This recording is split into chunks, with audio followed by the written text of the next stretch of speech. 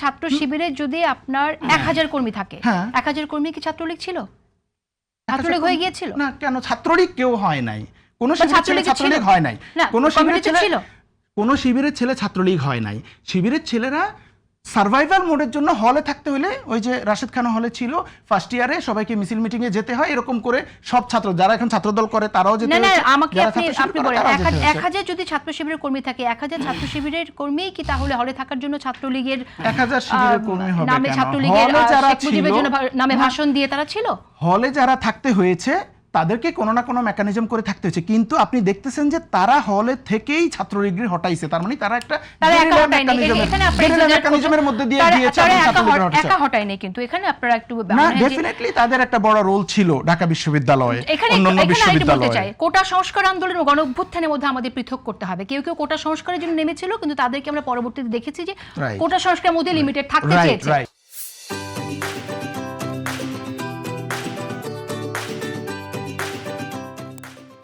আব্দুল কাদেরের রেফারেন্সটাও যদি দেখেন তাহলে সেটা আমরা দেখতে পাই। তার মানে দেখছি যে শিবির হচ্ছে কোটা সংস্কারের মধ্যে লিমিটেড থাকতে চায় নাই। যখনই তারা একটা কম্প্রোমাইজ করতে চাচ্ছিল যে আর লাশ ফেলতে চায় না, সরকারের সাথে একটা সমঝোতা আসতে চাই, তখন শিবির বলছে না আমরা সরকার হটাবো। তার মানে হচ্ছে সরকার হটানোর যে কৃতিত্ব বা ওই জায়গায় নিয়ে যাওয়া, এটাতে শিবিরের উল্লেখযোগ্য ভূমিকা ছিল। বিরুদ্ধে অভিযোগ আছে যে তারা আসলে কোটা সংস্কারের মধ্যে থাকতে চেয়েছিল, যদিও আমরা তাদেরকে গণঅভ্যুত্থানের নেতা বলি।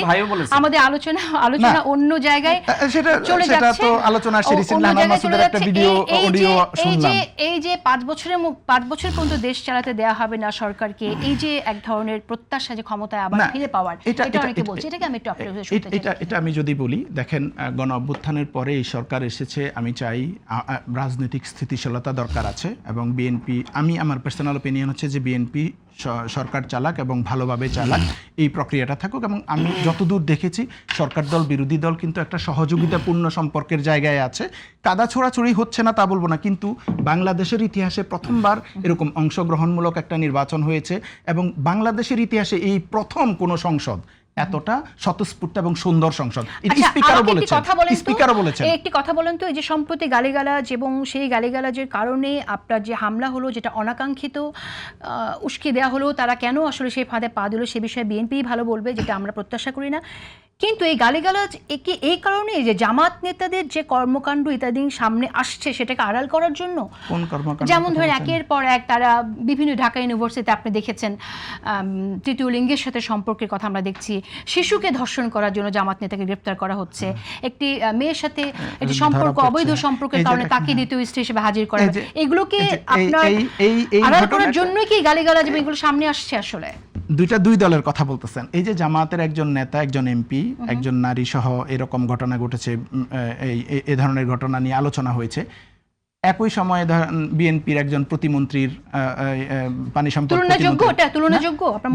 প্রতিমন্ত্রীর এই অনৈতিক সম্পর্কের ভিডিও আসছে, এবং নির্বাচনের আগে তুলনাযোগ্য কিনা আপনি যেটা সেটা সামনে আনলেন, এটা তুলনাযোগ্য কেন? তুলনাযোগ্য না। একজনের নৈতিক স্খলন হলো, আরেকজনের নৈতিক স্খলন আপনি কম্পেয়ার নেবেন না। কিন্তু এখন দেখেন, এখানে দেখেন ইস্যুটা হচ্ছে কি, যে জামাতের একজনের নৈতিক স্খলন হলো, এইটা যদি মিডিয়াতে 50 বার উচ্চারিত হয়, আর এই বিএনপির একজন প্রতিমন্ত্রীর নৈতিক স্খলন হলো, এটা একবার আলোচনা হয়।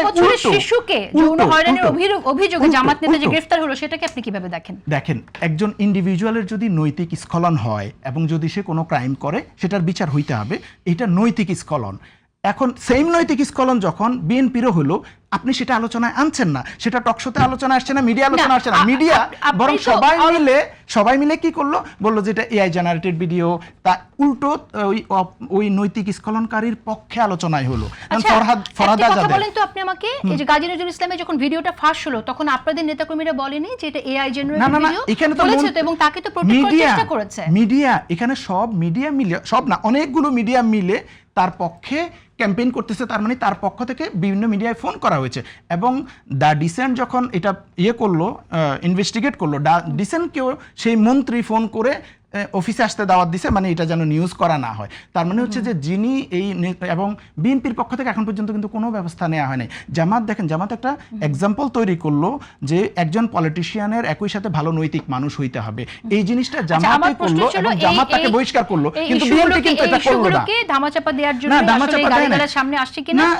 রাশিদ খান, আমি আপনাকে প্রশ্ন করব যে বিএনপির যে প্রতিমন্ত্রীর কথা এখানে বিএনপি একটা লাইন বলি যে জামাত এখানে একটা মন্তব্য শুনতে চাইছি, তার অপরাধকে আপনি কিভাবে দেখেন? একটা সেকেন্ড একটু রাশিদ ভাই বলার আগে, জামাত এখানে একটা এক্সাম্পল সেট করেছে যে যদি তাদের দলের কেউ ইভেন ইফ 3 বারের এমপি যদি কোনো নৈতিক স্খলন হয় তারা সেটা সহ্য করবে না, তারা বহিষ্কার করবে, তারা একটা স্ট্যান্ডার্ড সেট করেছে। কিন্তু দেখেন বিএনপি যদিও মুখে বলো মুখবাইয়ের চরিত্র ফুলের মতো পবিত্র, কিন্তু তারা কিন্তু এই স্ট্যান্ডার্ডটা সেট করতে পারছে না। জামাত এখানে কি করতে পারতো? এই নেতাকে বহিষ্কার না করে তাদের সাথে বিএনপি কি করতেছে? বিএনপি কি করতেছেন? বহিষ্কার না করে রাখতেছেন।